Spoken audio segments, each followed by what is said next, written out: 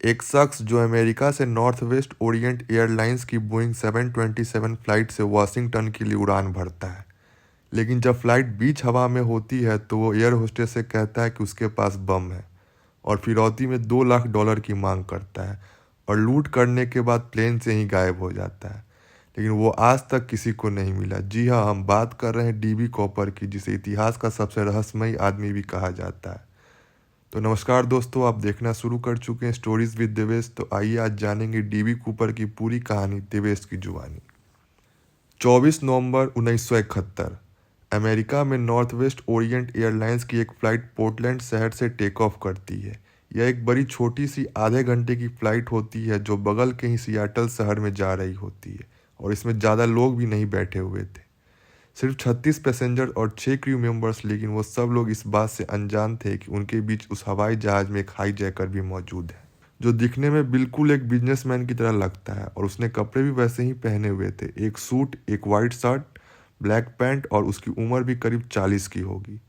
लेकिन ये जानबूझकर प्लेन की आखिरी रो में बैठता है, सीट नंबर 18E पर। जैसे ही हवाई जहाज उड़ान भरता है ये अपना इंट्रोडक्शन देता है वहाँ मौजूद एक एयर होस्टेस को।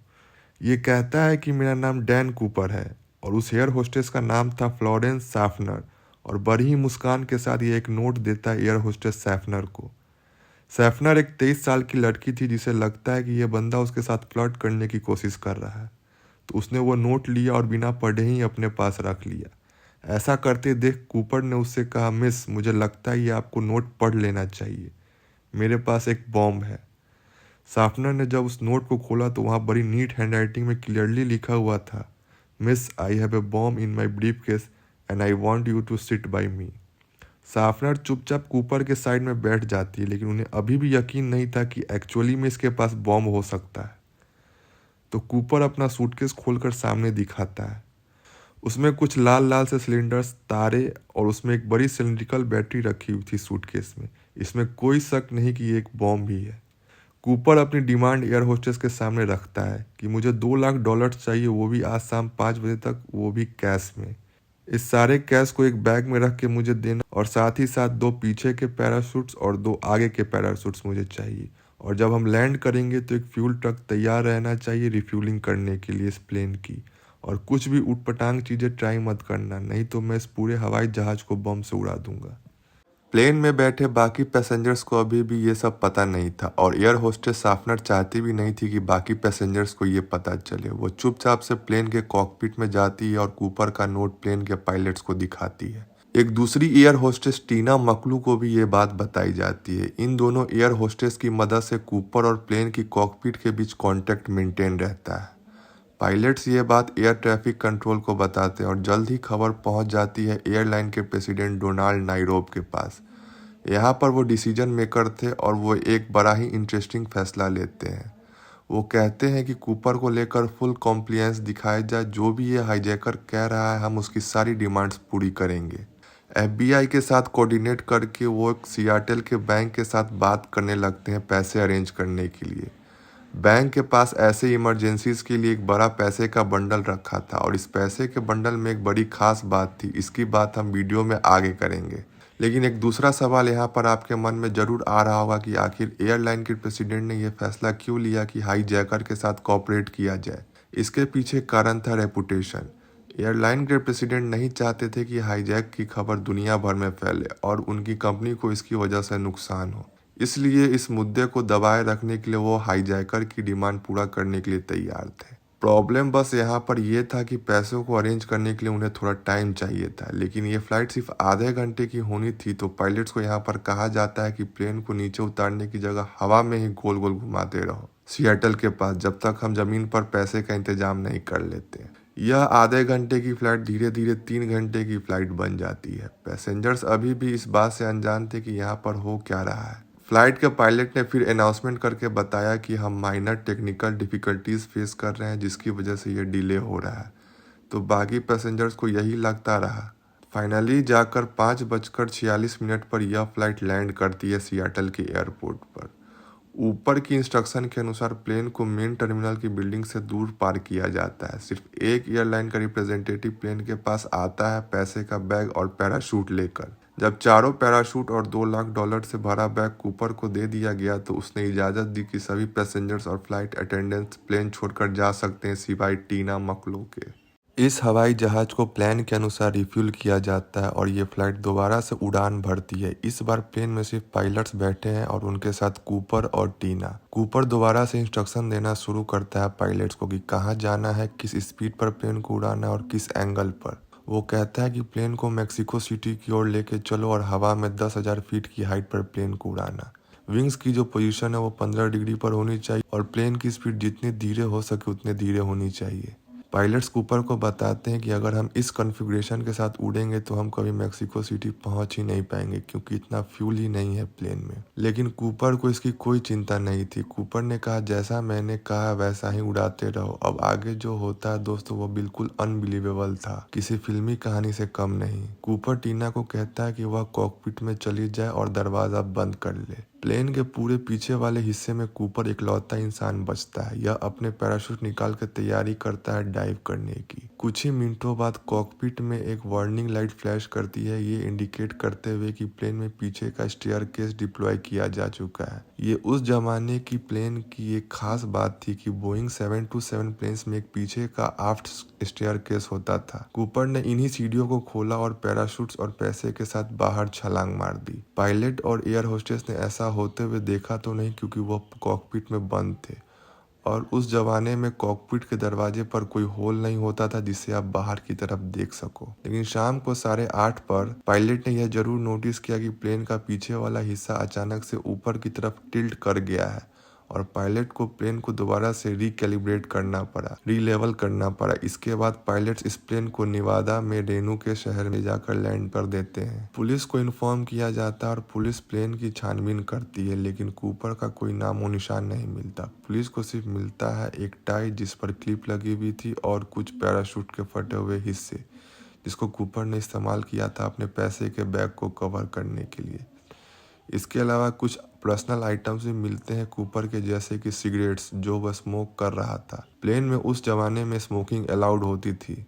इन्वेस्टिगेटर्स और गहराई से सब चीज़ें जांचते हैं यहाँ पर। उन्हें 66 अनआइडेंटिफाइड फिंगरप्रिंट्स मिलते हैं, ऐसे उंगलियों के निशान जो न किसी पैसेंजर्स के थे और ना ही कोई क्रू मेंबर्स के थे। लेकिन वो सूटकेस जिसमें बम रखा था, वो बैग जिसमें पैसे थे और वो पैराशूट सब गायब थे कूपर की तरह। उसी दिन से एफबीआई ने अपनी इन्वेस्टिगेशन शुरू कर दी थी कूपर को ढूंढने के लिए, लेकिन कूपर का कोई नामो निशान नहीं मिलता। यह इन्वेस्टिगेशन 45 सालों तक चलती है। 2016 में इसे ऑफिशियली ख़त्म किया जाता है लेकिन बहुत से सवालों के जवाब अधूरे पड़े हैं। आज तक के इतिहास का यह इकलौता ऐसा हाईजैक है जिसे कोई भी सॉल्व नहीं कर पाया है। एफबीआई की one of the greatest mysteries कि आखिर कूपर कौन था, उसके साथ आगे क्या हुआ पैसे पुलिस कभी वापस रिकवर कर पाई। सवाल बहुत सारे हैं, आइए समझने की कोशिश करते हैं। इस पूरे इंसिडेंट के बारे में दोस्तों दो चीज़ें बड़ी इंटरेस्टिंग है। पहला तो यह कि इस पूरे हाईजैक के दौरान बाकी किसी भी पैसेंजर को पता तक नहीं चला कि उनका प्लेन हाईजैक हुआ था। ना ही कोई यहाँ पर मारा गया और ना ही किसी को चोट पहुंची इस हाईजैक में। इसका क्रेडिट कई लोग अक्सर टीना मकलो को देते हैं, हीरो बुलाते हैं उन्हें इस पूरे हाईजैक का, क्योंकि उन्हें यह इंश्योर किया था कि कूपर यहाँ पर शांति से काम करता रहे, उसकी बातें सुनी जाए और कभी भी यहाँ पर कोई पैनिक की सिचुएशन न क्रिएट हो जिसमें हल्ला मच जाए या किसी को चोट पहुंचे। प्लेन के को पायलट रेटा स्कैक का बाद में कहना था कि सी वाज सो काम एंड कूल एंड कनेक्टेड। मैं इमेजिन नहीं कर सकता था कि कोई भी इंसान इससे बेहतर तरीके से बिहेव कर पाता अगर आपके साइड में कोई ऐसा क्रिमिनल बंदा बैठा हो तो दूसरी चीज़ जो इंटरेस्टिंग है वो है डीबी कूपर का नाम। जैसे मैंने आपको शुरू में बताया कि उस बंदे का नाम एक्चुअली में डैन कूपर था, लेकिन आज के दिन ज़्यादातर लोग इसे मिस्ट्री ऑफ डीबी कूपर कह के पुकारते हैं। यह डैन डीबी कैसे बन गया, इसके पीछे गलती है एक न्यूज़ रिपोर्टर की। उस समय एक रिपोर्टर थे जेम्स लॉन्ग नाम से, जो अपनी डेडलाइन मीट करने में लेट हो रहे थे, तो जल्दी में अपने पुलिस सोर्स से बात करते वक्त उन्होंने इस नाम को गलत सुन लिया। पुलिस वाले ने वहां पर कहा था कि इस हाईजैकर का नाम डैन कूपर है, लेकिन इस रिपोर्टर ने डीबी कूपर सुन लिया और वही चीज अपनी खबरों में सुना दी। इस रिपोर्ट को और भी जर्नलिस्ट सुनते हैं और वो भी अपने न्यूज चैनल में खबरों को छापते वक्त डीबी कूपर नाम इस्तेमाल करने लग जाते हैं। कुछ इस तरीके से हमारे हाईजैकर का नाम ही बदल दिया जाता है। साइकोलॉजी में इस फेनोमेना को एंकरिंग कह के पुकारा जाता है। लेकिन हमारे कूपर भाई साहब के केस में कोई इतनी बड़ी गलती नहीं थी, सिर्फ एक नाम ही गलत लिख दिया था और ऐसा तो है नहीं कि कोई हाईजैक करने वाला बंदा अपना असली नाम बताएगा सबको। एफबीआई की इनिशियल इन्वेस्टिगेशन से हमें पता चलता है कि जब कूपर ने प्लेन से बाहर छलांग मारी तो सारा कैश अपने चारों तरफ कूपर ने स्ट्रैप कर लिया था। उस सारे कैश का वजन 10 किलो के आसपास था। 2 पैराशूट कूपर लेके कूदा, एक आगे एक पीछे। कूपर ने जो छलांग मारी वह किस एरिया में थी इसका भी अंदाजा पुलिस के पास मौजूद था। वाशिंगटन स्टेट के साउथ वेस्ट इलाके के ऊपर यह छलांग लगाई गई थी। नीचे मौजूद थे ढेर सारे पिन फॉरेस्ट, लेक्स और बड़े बड़े कैनियंस जहां पर भालू रहते थे। इसलिए शुरुआत में तो इन्वेस्टिगेटर्स ने कहा कि कोई चांस ही नहीं है कि कूपर जिंदा बच पाया होगा। 10,000 फीट की हाइट से छलांग मारना, वो भी पिच डार्कनेस में, पूरा अंधेरा था उस समय पर रात के 8 बजे। दूसरा, कॉपर ने जो कपड़े पहन रखे थे वो बिल्कुल भी सूटेबल नहीं थे छलांग के लिए। पैंट और शर्ट में छलांग मारना जब बारिश होने लग रही थी बाहर, भारी काले काले बादल मौजूद थे, वो भी 5,000 की हाइट पर, यानी कि कूपर को नीचे गिरते वक्त कुछ दिख नहीं रहा होगा। और ऊपर से जो विंड स्पीड थी, अंदाजा लगाया गया कि कूपर ने जो छलांग मारी वह 320 किलोमीटर पर आवर की स्पीड से मारी। यूनाइटेड स्टेट पैराशूट एसोसिएशन का मानना था कि इन सब के ऊपर एक और बड़ी प्रॉब्लम थी, ठंडे पानी की प्रॉब्लम। नवंबर के महीने में अमेरिका की रीजन में तापमान बहुत ठंडा होता है।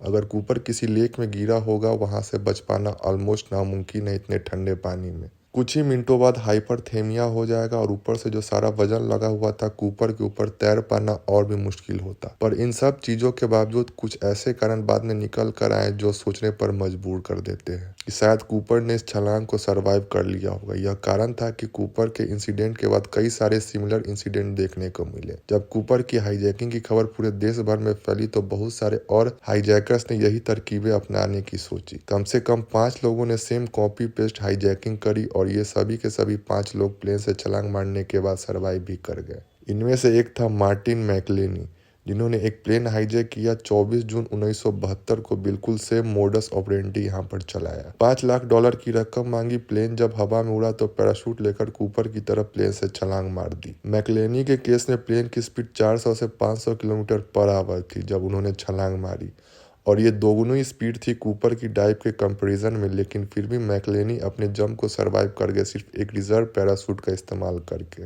दूसरा एक ऐसा ही एक और हाईजैक किया गया जनवरी 1972 में रिचर्ड लैप पॉइंट के द्वारा। उन्होंने तो जनवरी के महीने में सिमिलर कपड़े पहनकर छलांग मारी और स्नो में सेफ लैंडिंग भी कर ली। वो अलग बात है कि यह दोनों हाईजैकर्स बाद में पुलिस के द्वारा पकड़े गए, इसलिए हम इनकी कहानियां जानते हैं। लेकिन एफबीआई ने सोचा कि अगर यह लोग छलांग मार सकते हैं कूपर से ज़्यादा बेटर कंडीशन में और सरवाइव कर सकते हैं, तो यह बिल्कुल पॉसिबल है कि डीबी कूपर भी सरवाइव कर गया होगा।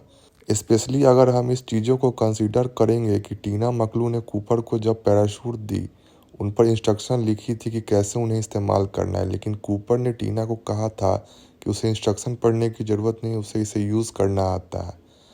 अब एफबीआई वाले ये एज्यूम करने लगे कि कूपर जिंदा हो सकता है। अगला काम उनका था कि उस जगह की तलाशी लेना जहां पर उसने जंप मारी थी। एक्चुअली उन सारे जंगलों में सर्च करना तो पुलिस ने हाईजैक के अगले दिन ही शुरू कर दिया था। पुलिस ढूंढ रही थी कि कोई बॉडी मिले या पैराशूट का फटा हुआ टुकड़ा मिले या फिर कोई $20 का बिल मिले। वीडियो के शुरू में मैंने आपको बताया था कि पैसे कूपर को दिए गए, उनमें कुछ खास बात थी। खास बात यह थी कि यह सारे के सारे $20 के बिल थे। 10,000 नोट्स, $20 के बिल, तभी $2 लाख हो गए। और इन सभी नोट्स पर जो सीरियल नंबर्स लिखे हुए थे, बैंक ने इन्हें नोट डाउन कर रखा था। एफबीआई ने इन सीरियल नंबर्स की लिस्ट को देश में बांट दिया, बैंकों से लेकर कैसीनो तक, और सबको कहा गया कि अगर आपके पास इन सीरियल नंबर्स के नोट्स आते हैं तो हमें इन्फॉर्म करें। लेकिन इन्वेस्टिगेटर्स के लिए कूपर को ढूंढना बड़ा ही मुश्किल हो रहा था, क्योंकि सर्च एरिया एग्जैक्टली कहाँ पर ड्रॉ किया जाए, बहुत सारे वेरिएबल्स थे यहाँ पर। प्लेन जब उस दिन उड़ रहा था तो विंड स्पीड क्या थी, इतने अंधेरा था, एग्जैक्ट लोकेशन क्या थी प्लेन की जब कूपर ने छलांग मारी, छलांग मारने के बाद किस हाइट पर कूपर ने अपना पैराशूट खोला होगा और किन किन डायरेक्शन में वो पैराशूट जा सकता होगा। इन्वेस्टिगेटर्स का बेस्ट एस्टीमेट था कि वो कहीं ना कहीं वाशिंगटन स्टेट में लेक मेरविन के पास लैंड किया होगा। एफबीआई ने फिर एक प्रैक्टिकल एक्सपेरिमेंट भी किया। अगर हम सेम हवाई जहाज को सेम कॉन्फ़िगरेशन के साथ उड़ाएंगे और उस हवाई जहाज से एक 91 किलो का स्लेड स्टेयर्स को थ्रो पुश आउट करेंगे तो वो स्लेड कहाँ जाकर लैंड करेगा, हम उससे बेहतर अंदाजा लगा सकते हैं कि कूपर एग्जैक्टली किस एरिया में लैंड किया होगा। इसके चलते door to door searches conduct करवाए जाने लगे। इस एरिया में जो लोकल फार्म हाउसेस थे, पुलिस वाले एक एक घर में जाके दरवाज़ा खटखटाते थे जांच करने के लिए, लोगों से पूछने के लिए। पेट्रोल बोट चलने लगे लेक मेरविन में। यह लेक में एक कंपनी ने तो अपनी सबमरीन भी सर्च करने के काम पे लगा दिया था। लेक मेरविन के अंदर 200 फुट की गहराइयों में जाकर ढूंढने की कोशिश करी जाए, या तो पैसा मिले या कोई पैराशूट का पीस मिले या किसी की बॉडी मिले, लेकिन कुछ भी नहीं मिला।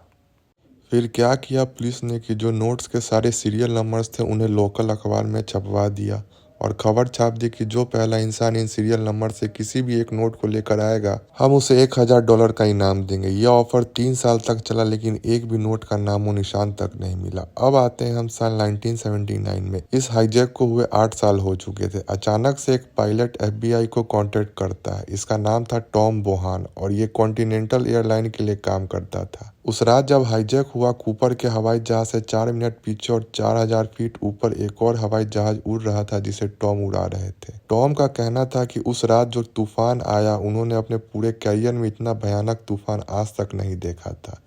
उन्होंने बताया कि FBI ने जो अपनी कैलकुलेशन करी है कूपर की ड्रॉप जोन की, वो 80 डिग्री से गलत है। क्योंकि वह उस रात प्लेन में मौजूद थे, उन्हें बेहतर अंदाजा है कि कूपर एक्चुअली में लैंड कहाँ किया होगा। और उन्होंने FBI को बताया कि सर्च एक्चुअली में हमें वाशुगल रिवर के ड्रेनेज एरिया के पास करनी चाहिए। कुछ महीनों बाद टॉम का यह शक सही साबित होता है।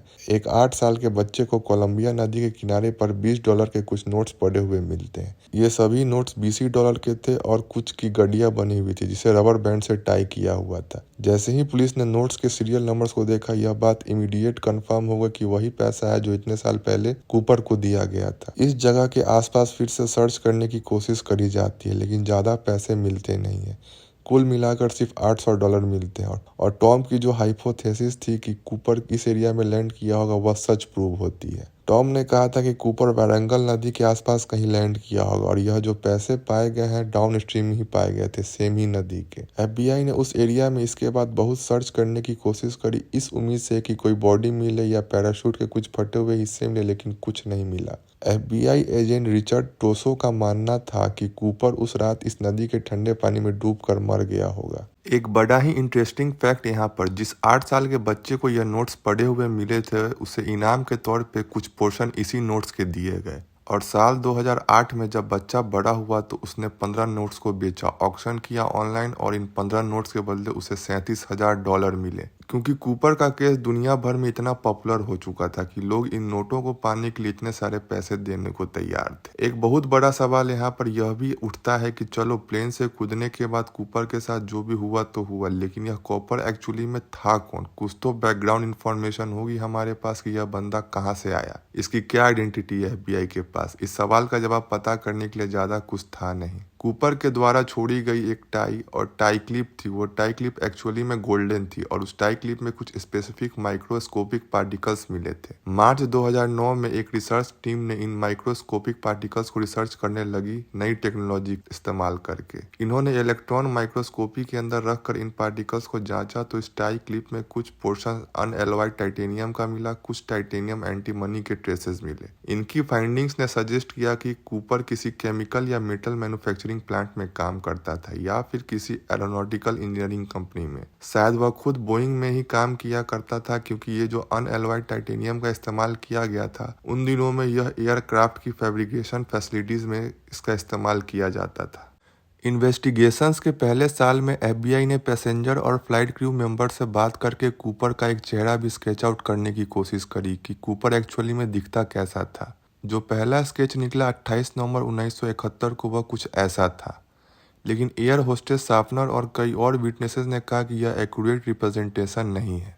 एक नया स्केच बनाने में एक और साल का समय लग गया। इसको लेकर भी कहा गया कि यह ज़्यादा एक्यूरेट स्केच नहीं था।